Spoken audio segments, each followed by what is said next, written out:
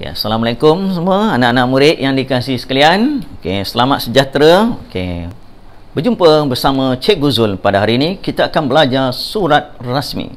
Hari itu cikgu dah ajar surat tidak rasmi. Okay, dalam surat tidak rasmi, surat rasmi ni ada sedikit perbezaan, tapi ada masanya yang sama. Okay, tajuk dia, Bahasa Melayu penulisan surat rasmi. Sekolah rendah ada, sekolah menengah pun akan ada, sampai ke universiti, sampai kamu kerja akan gunakan surat rasmi ni. Okey. Tengok, ini contoh surat rasmi. Okey, surat rasmi biasa kalau yang masih bersekolah, sekolah rendah ke sekolah menengah dan sebagainya, guru-guru pihak sekolah dan sebagainya akan bagi surat rasmi. Okey, nanti cikgu akan terangkan apa isi penting pula surat rasmi ni. Sama macam surat tidak rasmi. Yang penting isi penting dia ni, yang ini kita akan tengok dulu. Isi penting. Ada 9 isi penting, cuba hafal benda ni. Yang pertama, alamat pengirim. Yang kedua, garisan lurus. 3, alamat penerima. 4, tarikh. 5, kata panggilan. 6, pendahuluan. 7, huraian surat. 8, penutup. Dan 9, tanda tangan. Lebih kurang macam surat tidak rasmi je. Apa yang beza dia? Kita akan tengok satu demi satu. Cikgu akan penjelaskan di sini. Kita tengok dulu yang pertama. Okey. Alamat pengirim. Okey, kita tengok di sini ya. Alamat pengirim pun sama juga. Siapa yang tulis surat tersebut? Dia ada 4 baris. Tengok, ingat balik semula mesti ada 4 baris. Nombor rumah, nama jalan. Taman kamu tinggal kat taman mana, kampung mana, tak kisahlah. Kemudian ada postcode. Postcode mesti ada 5 digit. Ni cikgu ambil. Contoh Beruas 32700, Beruas Perak Darul Rizwan, Selangor Darul Ihsan, Kelantan Darul Naim. Okey. Ini alamat mesti ada 4 baris. Okey. Seterusnya. Okey. Garisan lurus. Garisan lurus ni tujuan nak memisahkan alamat pengirim dengan alamat penerima. Garis lurus saja. Ini paling senang lah. Okey. Yang seterusnya nombor 3. Alamat penerima. Kita nak hantar surat tu pada siapa? Kalau murid yang masih bersekolah, sekolah rendah, pada guru besar lah. Okey. Contoh, guru besar Sekolah Kebangsaan Gangga 32700, Beruas Perak Darul Rizwan. Tengok ada 4 juga, guru besar.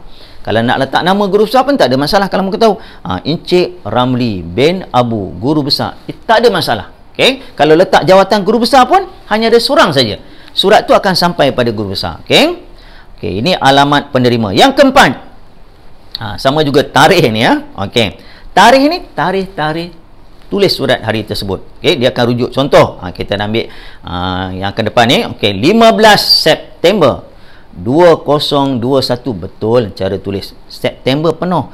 Yang ini contoh tengok. Kalau dia tulis ini 2 September, dia ringkas. Tak digalakkan begini, kira salah lah, tak lengkap lah. 2 titik sama juga, 2.9 titik 2021. Yang ini palang 2 palang 9 palang 21. Bila nama rasmi, biar kita tulis lengkap. Yang kelima, okey, kata panggilan. Dalam menulis surat, kalau surat tu ditujukan pada guru besar tu kita tahu guru besar tu lelaki, kita tulis tuan. Kalau guru besar tu perempuan, puan. Kalau nak tulis pada guru kelas, cikgu, kata panggilan dia. Kalau orang yang dah bekerja dan sebagainya, nak mohon bantuan apa, tak kisahlah, surat datuk, kita tahu datuk, D-A-T-O, D-A-T-U-K. Ini kata panggilan. Kalau surat kepada agung, surat pada menteri, itu lain lah. Nanti bila kamu masuk alam pekerjaan, dia ada lagi kata-kata panggilan ni bawah ni.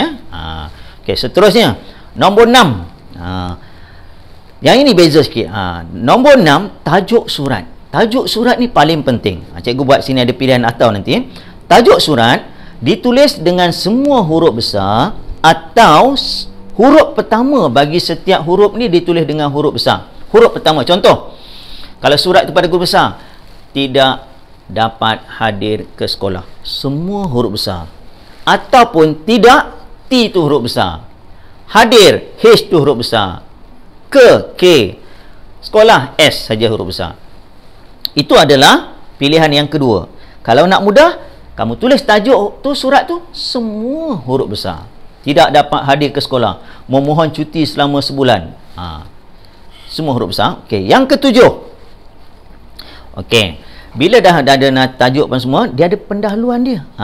Pendahuluan ni kita panggil di sini. Contoh, perkara di atas adalah dirujuk. Kamu tengok di sini, cikgu nak bagi penekanan. Kamu hafal je, perkara di atas adalah rujuk. Dia tak ada nombor satu, dia terus jarakkan sedikit, perkara di atas adalah dirujuk. Tengok sini, di atas dirujuk. Sini jauh, ini rapat. Apa beza dia, ingatkan sikit. Yang ni kalau kata arah, di atas, di bawah, di sana, di situ, jarakkan. Kalau dirujuk ialah perbuatan, kita nak rujuk surat, dia rapat. Ingat, dipukul, ditolak dan sebagainya. Kalau perbuatan, dia rapat. Itu ya. Okey, yang ke-8. Okey. Huraian, dia ada huraian juga. Huraian tujuan tulis surat. Kalau kita tadi guru besar kata, nak mohon cuti selama sebulan. Kenapa? Contoh, berikan penjelasan tentang tujuan tulis surat. Dalam kita nak menulis surat pun, okey, perkara yang kedua, dengan ini dimaklumkan bahawa saya memohon cuti selama sebulan kerana ingin mengikuti bapa saya yang bertugas di luar negara. Contoh, saya memohon cuti selama seminggu, ingin pulang ke kampung, menjaga nenek yang berada di hospital dan sebagainya. Katakan situasi bukan COVID contohnya, dulu ada cucu balik kampung jaga nenek dan sebagainya, minta cuti 3 hari. Kenapa? Tidak hadir ke sekolah, surat kepada guru kelas. Contoh, tidak dapat hadir ke sekolah. Dengan ini dimaklumkan bahawa saya tidak dapat hadir ke sekolah selama 3 hari kerana sakit mata. Ini kita panggil huraian dia. Bila guru besar ke guru ke siapa yang baca surat, ini sebab dia. Okey, yang ke-9, penutup. Dia ada penutup juga. Sama juga surat tidak rasmi, tapi dalam penutup surat rasmi kamu hafal benda ni. Kalau tadi pendahuluan hafal, penutup pun hafal.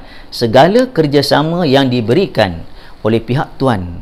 Kalau tuan saya dahului dengan ucapan terima kasih. Maksudnya kita guru besar dah luluskan, dah baca surat kamu tu, dia kamu tulis dengan elok-elok, segala permohonan saya ini mendapat pertimbangan daripada pihak tuan. Ini kita panggil penutup. Ini ayat yang paling mudah. Kamu hafal lah. Segala kerjasama yang diberikan oleh pihak tuan, saya dahului dengan ucapan terima kasih. Tengok, cikgu dah hafal lah.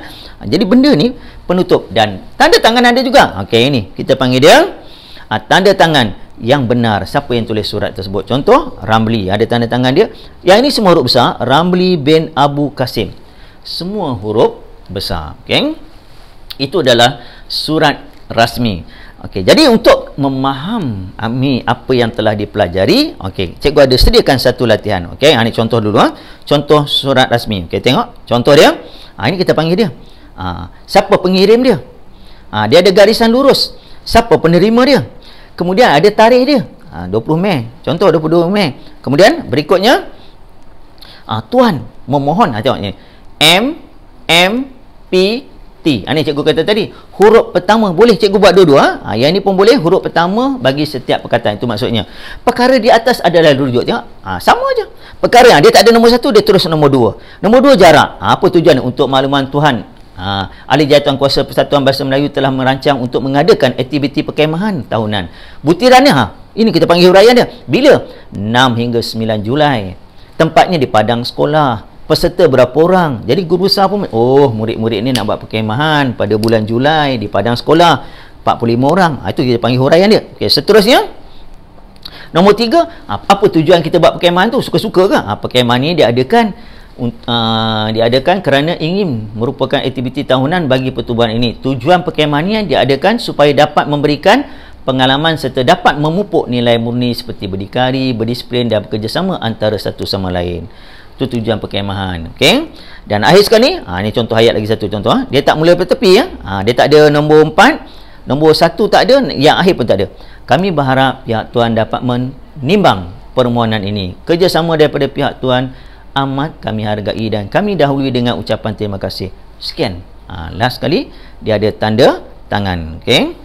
Sepatutnya ada tanda tangan. Okey, nampak ni Yang menjalankan tugas siapa? Yang beza ni surat rasmi, kalau surat sendiri pada guru kelas sampai sini saja.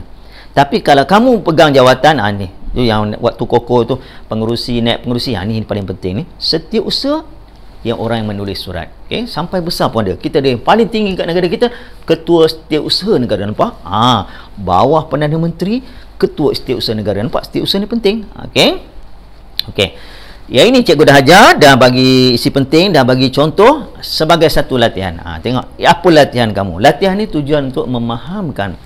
Okey, soalan latihan pada ni, tulis sepucuk surat kepada guru kelas untuk menyatakan sebab tidak hadir ke sekolah. Nyatakan sebab. Lebih kurang saja tadi ada isi-isi penting yang boleh kamu hafal.